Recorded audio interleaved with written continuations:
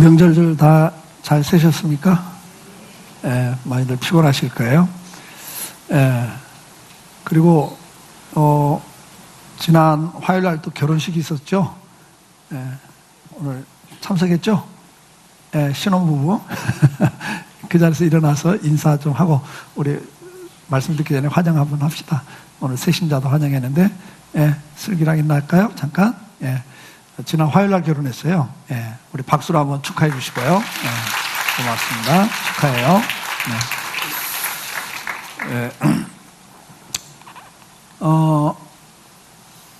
앞에서 말씀드린 것처럼 우리가 지금 이 성전을 통해서 오늘 본문에 너희는 성령이 가시는 성전이다.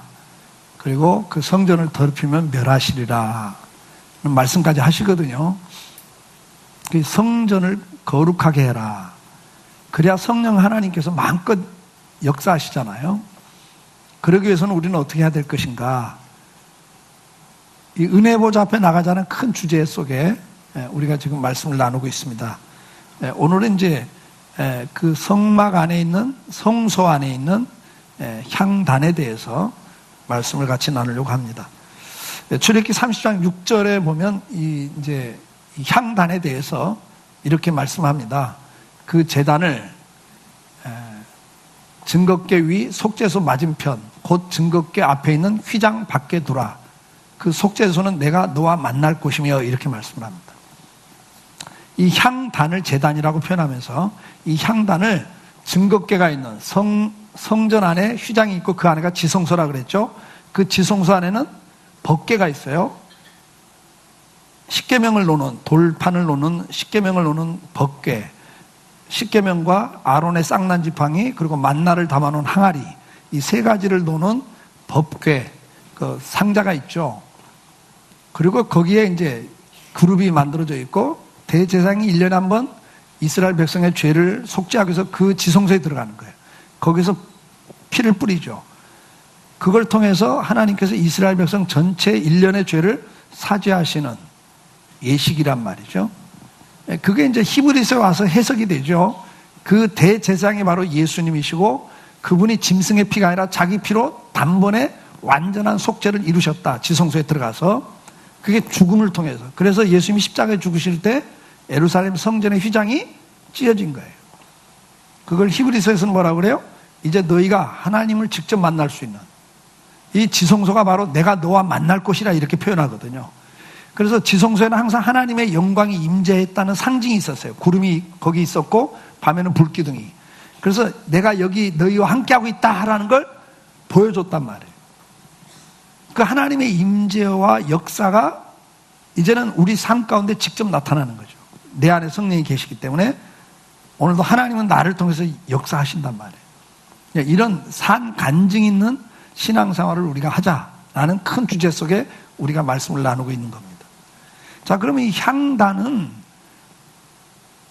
하나님이 표현을 해요. 너와 내가 만날 거의 지성소인데 그 지성소 휘장이 쳐져 있는데 그 바로 밖에다 둬라.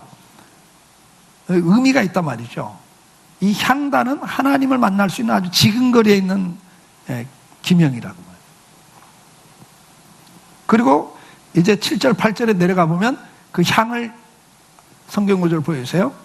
아론이 아침마다 그 위에 향기로운 향을 사르되 등불을 손질할 때 살을 찌며 또 저녁 때 등불을 켤 때 살을 찌니 이 향은 너희가 대대로 여호와 앞에서 끊지 못할지며 그래요. 그러니까 이 향은 대대로 끊을 수 없는 지속돼야 될 향이다 그렇게 말해요. 향을 피우라는 거죠. 그러면 이 향은 아침 저녁으로 향을 피웠습니다. 그러면 이 향은 뭘 의미하는가? 요한계시록 5장 8절에 보면 그 두루마리를 취하심에 네 생물과 24장로들이 그 어린 양 앞에 엎드려 각각 검은과 향이 가득한 금대접을 가졌으니 이 향은 성도의 기도들이라 그랬어요. 그러니까 사도 요한이 하나님 보좌에 지금 24장로들과 천사들이 하나님을 모시고 있는데 거기에 어린 양 앞에 향이 가득한 금대접을 가지고 있는 걸 봤어요. 그런데 그 향이 뭐냐 했더니 성도들의 기도라 그렇게 설명을 하고 있어요. 요한계시록 8장 3절 4절에 가보면 또 다른 천사가 와서 제단 곁에 서서 금향로를 가지고 많은 향을 받았으니 이는 모든 성도의 기도와 합하여 불로부터 하나님 앞으로 올라가는지라. 그러니까 이 향을 뭘 의미해요? 성도들의 기도를 의미하고 있어요. 하나님께서 그 성도들의 기도를 금대접에 금향로에 받아서 하나님 앞에 올려놓죠. 구약의 성도들은 이 향을 피우는 게 뭔가를 이미 알고 있었어요. 시편 141편 2절에 보면 나의 기도가 주의 앞에 분향한같이 되며 그래요.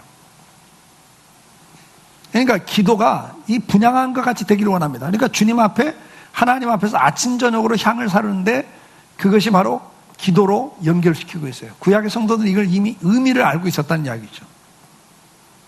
누가복음 1장 8절에 보면 사가랴가 그 반열의 차례대로 하나님 앞에서 제사장 직무를 행할세 제사장의 전례를 따라 제비를 뽑아 주의 성전에 들어가 분향하고 모든 백성은 그 분향하는 시간에 밖에서 기도하더니 주의 사자가 그에게 나타나 향단 우편에 선지라 이래요. 그러니까 구약 시대에 이 향을 피우는 시간에 이스라엘 백성들은 뭐 하고 있어요? 기도하고 있어요. 그러니까 이 향을 피운다는 건 뭘 의미했나를 알고 있었단 말이죠. 이건 기도라는 걸 이미 알고 있어요. 그래서 단순히 향만 피우는 게 아니라 그 시간에 모여서 기도를 했단 말이죠.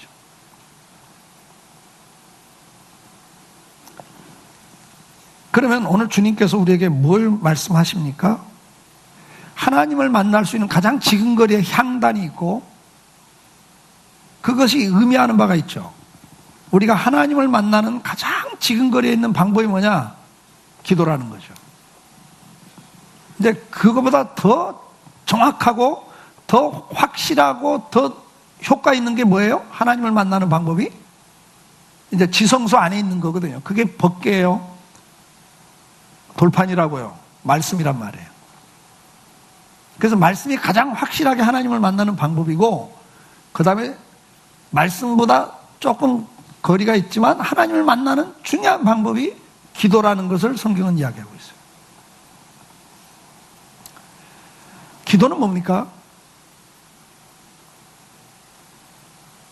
기도는 우리의 영혼의 호흡이고 하나님과 대화합니다. 기도하라 할 때 뭐라고 말씀해요? 항상 쉬지 말고 기도하라 그래요. 쉬지 말고. 호흡은 쉴 수가 없는 거예요, 여러분. 기도는 우리가 항상 해야 될, 내 영혼이 살기 위해서 끊이지 않고 해야 될 게 기도라는 이야기죠. 그와 동시에 기도는 뭐예요? 대화입니다. 우리가 하나님의 말씀을 듣는 것, 그 다음에 내가 하나님께 말씀을 드리는 것, 그 말씀을 드리는 게 기도잖아요. 그게 대화가 되는 거예요. 하나님 말씀을 듣고 내가 하나님께 기도하고 그게 대화가 되는 거죠. 하나님께서는 오늘 저와 여러분을 사랑하시잖아요. 저와 여러분을 만드신 목적이, 첫 번째 목적이 뭐예요? 사랑의 대상으로 만드셨다 그랬잖아요. 오늘도 하나님은 제일 원하는 게 뭐예요? 함께 있기를 원해요. 대화하기를 원해요. 대화만 원하세요? 삶을 같이 대화 속에 나누기를 원해요. 진실한 고백이 있기를 원해요. 그리고 그 대화 속에 주님이 나는 너한테 이걸 원해라고 말씀하시고 나는 또 거기에 대해서 하나님 나는 이렇게 생각해요.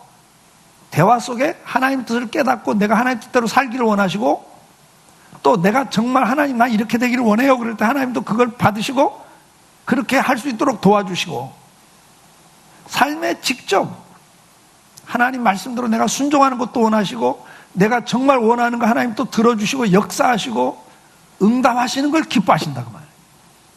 그러니까 삶을 같이 나누는 것 자체를 기뻐하세요. 그래서 기도라고 하는 것은 대화이기 때문에 하나님과의 관계에 결정적인 거예요. 다음 주에 말씀드리겠습니다마는 이 대화가 얼마나 많고 적냐, 얼마나 깊이 있게 심도 있게 하느냐에 따라서 관계가 결정되잖아요. 그러니까 내가 하나님과의 관계가 거기서 다 결정이 되는 거예요. 저는 10년 예수 믿었는데 믿음이 안 생겨요 하는 분들 가끔 만나거든요. 대화의 질량의 법칙이 거기 있습니다. 대화의 질과 양이 결정져요. 관계는. 믿음이 안 생기죠. 대화가 없거든요.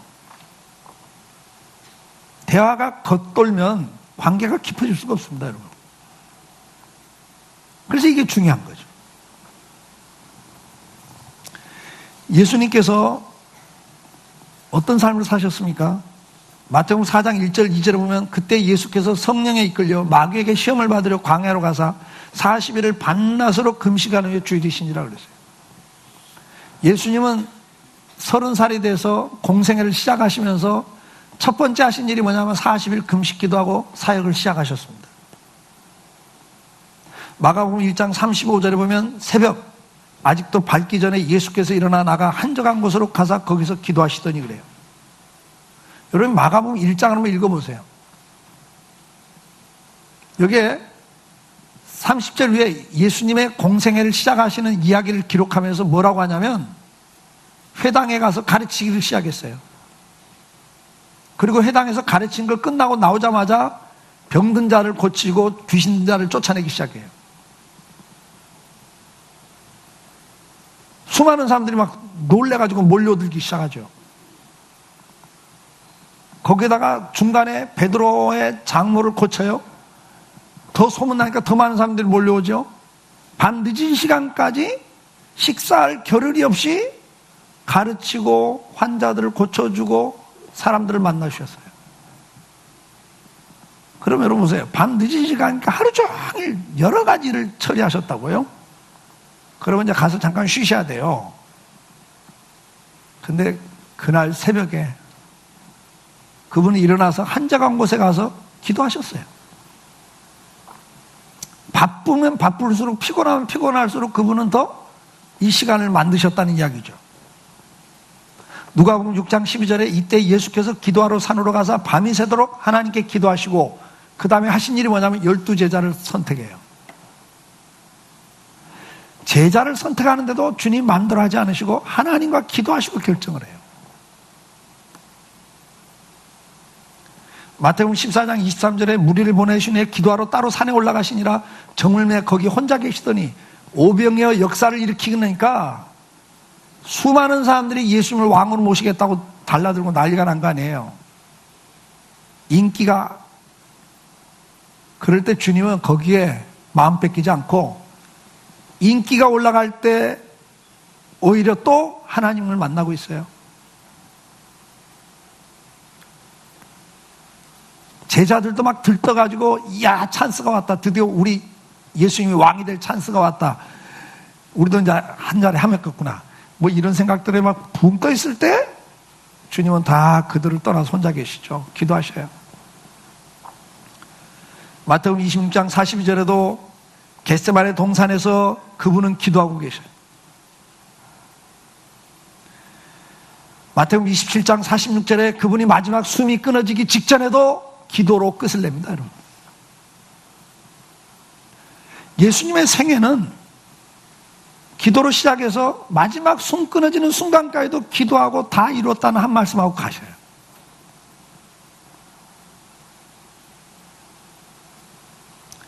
바쁘고 힘들었을 때 그분은 기도를 포기하지 않으셨어요. 하나님과 대화하는 시간을 포기하지 않았어요. 하나님과 교제하는 시간을 포기하지 않았어요. 그분과 교제하면서 그분의 뜻을 묻고 그분의 뜻을 따르죠. 26장 42절에도 그걸 열실하게 보여줍니다. 십자가를 지금 져야 됩니다. 십자가는 육체적 고통만을 말하지 않습니다, 여러분.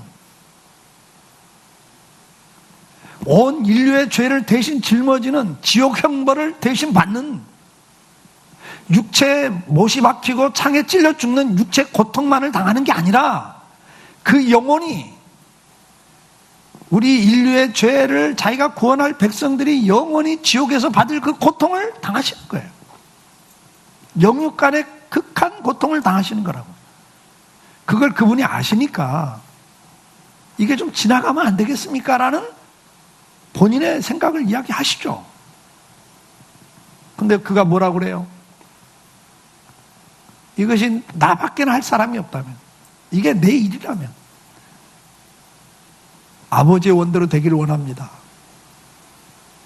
그분은 어떤 일을 할 때마다 아버지의 뜻을 물어요.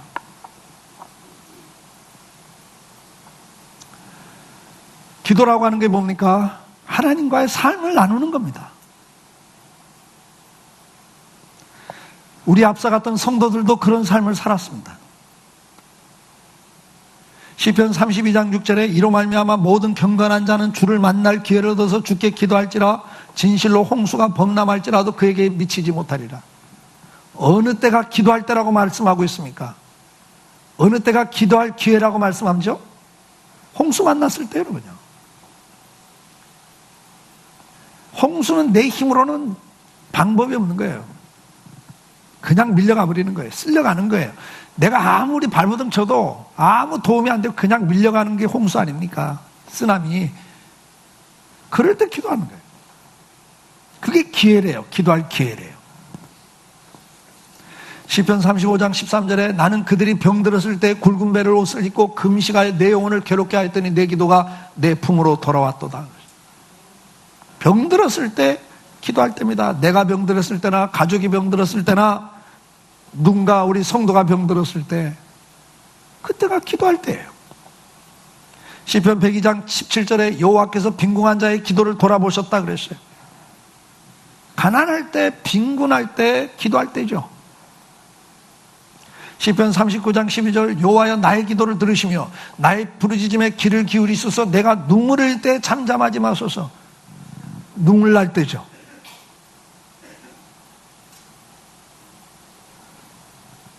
슬플 때죠. 그때가 기도할 때예요. 시편 102장 1절에 보면 고난당한 자가 마음이 상하여 그의 근심을 여호와 앞에 토로하는 기도다 그랬어요. 고난당할 때. 그래서 정말 고난 때문에 마음이 상했을 때, 그래서 근심이 가득 차 있을 때, 이때도 성도는 기도하고 있어요. 사도행전 16장 25절에 한밤중에 바울과 실라가 기도하고 하나님을 찬송하며 죄수들이 듣더라. 어느 때요? 억울하게 매맞고 감옥에 갇혔을 때.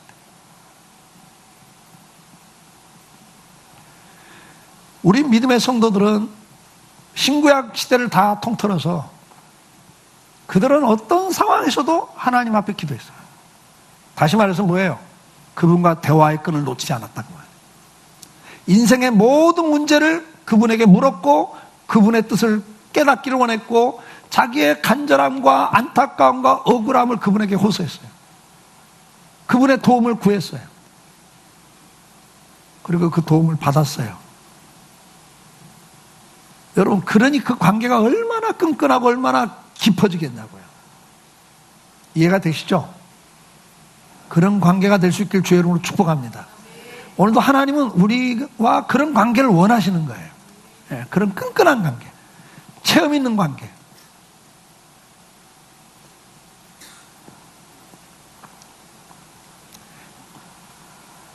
이런 체험을 했던 성도들은 어떤 고백을 합니까? 시편 104장 33절 내가 평생토록 여호와께 노래하며 내가 살아있는 동안에 내 하나님을 찬송하리로다. 나의 기도를 기쁘게 여기시기를 바라나니 나는 여호와로 말미암아 즐거워하리로다. 오늘 이 고백이 저와 여러분의 고백이 되길 바랍니다. 시편 116편 2절 그의 귀를 내게 기울이셨으므로 내가 평생 기도하리로다. 이런 체험 있는 간증이 있기를 축복해요. 우리 학생들 이런 간증이 있어야지. 날마다 이 세상 원망하지 말고 하나님께 기도해보란 말이에요. 하나님께 기도해.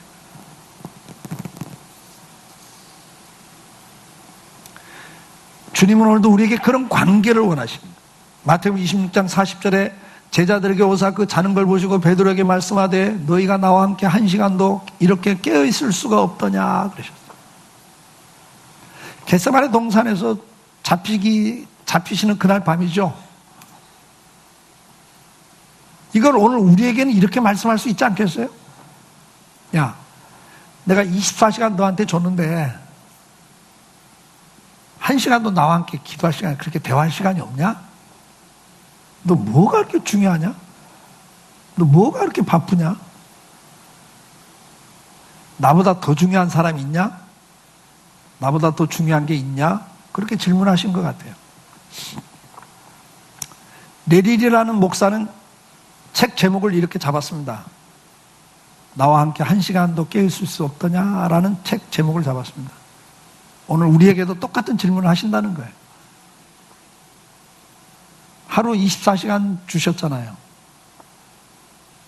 주님 말씀해요. 너 하루 1시간도 나와 함께 이야기할 시간 없니? 거기에 대한 답을 한번 해볼 수 있기를 축복합니다. 기도는 뭡니까? 대화입니다. 그리고 그건 관계를 결정짓습니다. 주님과 나와의 관계는 거기서 다 시작됩니다. 말씀과 기도가 없이는 관계는 소원해질 수밖에 없습니다. 멀어져요. 여러분, 방법이 없어요. 여러분. 거기다 마귀가 얼마나 우리를 또 주님과의 관계를 멀리 떨어뜨려 놓고 해서 노력을 하는데요. 네? 그래서 깨어서 정신을 차리고 기도하라는 거예요. 기도는 뭡니까? 출애굽기 30장 34절에 보면 여호와께서 모세에게 이르시되 너는 소합향과 나감향과 풍자향의 향품을 가져다가 그 향품을 유향에 섞어 향을 만들라고 말씀을 해주셨습니다.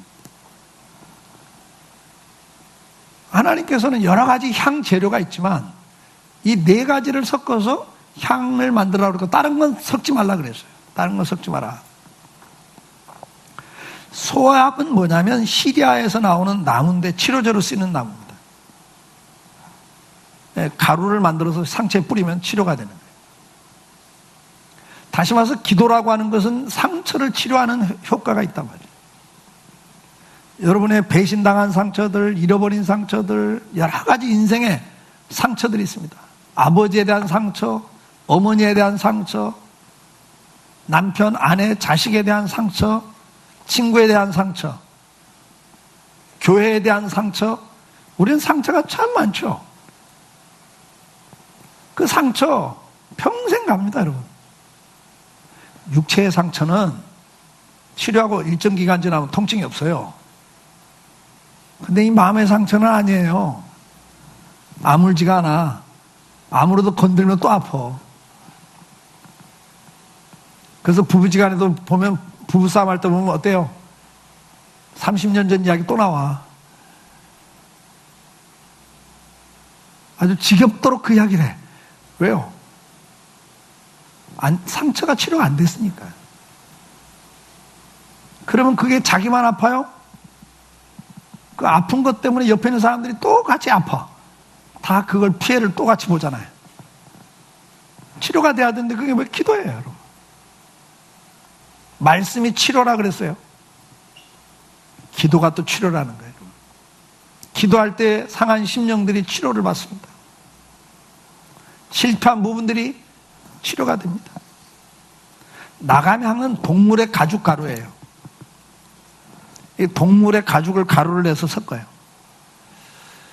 기도는 육신의 냄새를 정화시킵니다. 우리의 탐심과 정욕을 억제하는 것이 기도입니다. 불신과 원망과 교만과 자만, 시기와 불만, 적개심 등을 없애는 것이 기도입니다. 저와 여러분 로마서 1장 29절에 보면 곧 모든 불의, 추악, 탐욕, 악의가 가득한 자요, 시기, 살인, 분쟁, 사기, 악독이 가득한 자요, 수근수근하는 자요 그랬어요. 내가 우리 속에는요 갖가지 정욕의 소욕들이 자리 잡고 있습니다. 틈만 나면 이게 올라와요. 틈만 나면 자존심이 올라와서 교만해지고 자존심 상하게 열등감을 갖고 비참해지고 그래서 분노가 생기고 원망이 생기고 시기, 미움, 질투, 분노, 원망, 비판, 거기에 또 좌절, 절망, 두려움, 염려, 근심, 걱정, 이런 모든 것들이 우리 속에 있다고요. 이게 올라온 데는 방법이 없어요, 여러분. 기도할 때 이것들이 죽어요. 절제할 수 있는 힘이 생깁니다.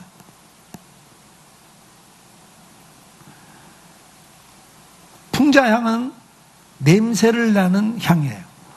그래서 성막은 광야에 천막을 쳐놓은 거니까 벌레들이 시원한 곳을 찾아서 성막으로 기어 들어오거든요.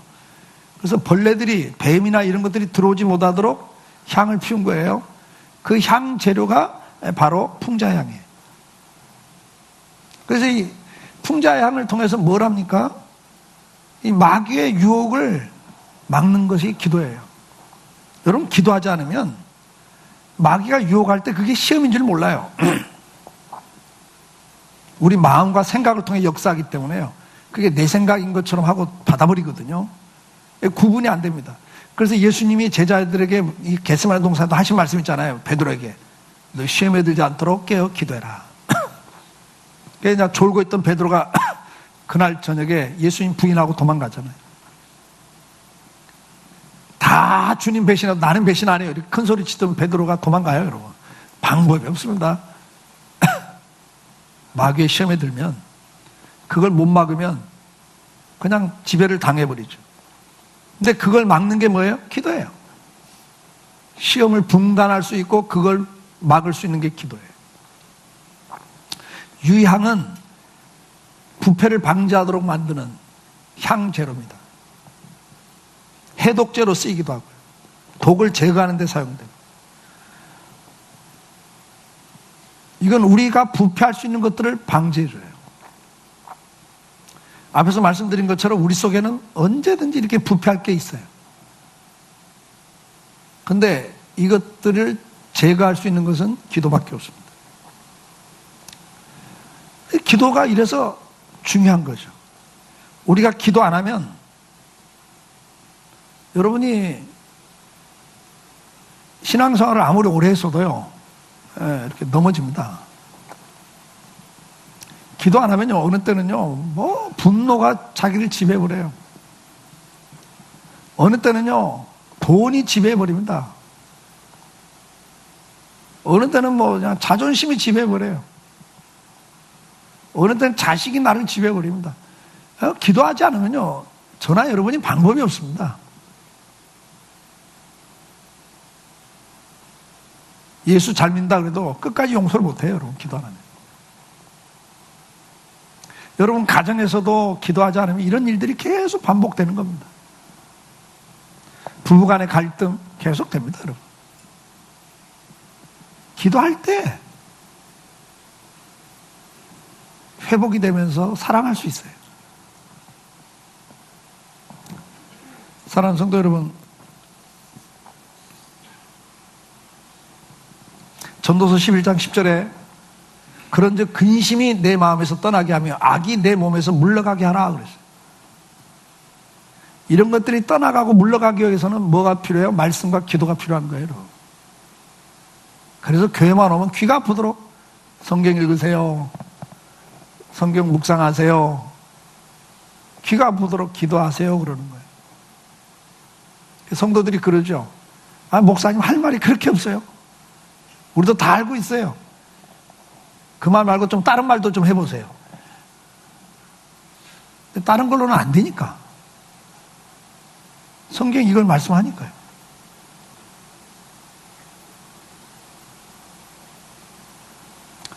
기도할 때 시편 30장 10절에 여호와여 들으시고 내게 은혜를 베푸소서 여호와여 나를 돕는 자가 되소서 하였나이다. 주께서 나의 슬픔이 변하여 내게 춤이 되게 하시고 나의 베옷을 벗기고 기쁨으로 띠우셨나이다. 우리가 기도할 때 슬픔이 변하여 춤이 됩니다. 고통이 변하여 기쁨이 됩니다. 기도할 때 영혼이 삽니다. 기도할 때 치료가 됩니다. 기도할 때 회복이 됩니다. 그러므로 우리가 정상적인 삶을 살기 위해서는 영혼의 호흡인 기도가 회복돼야 되고 영혼의 치료제인 기도가 회복이 돼야 됩니다.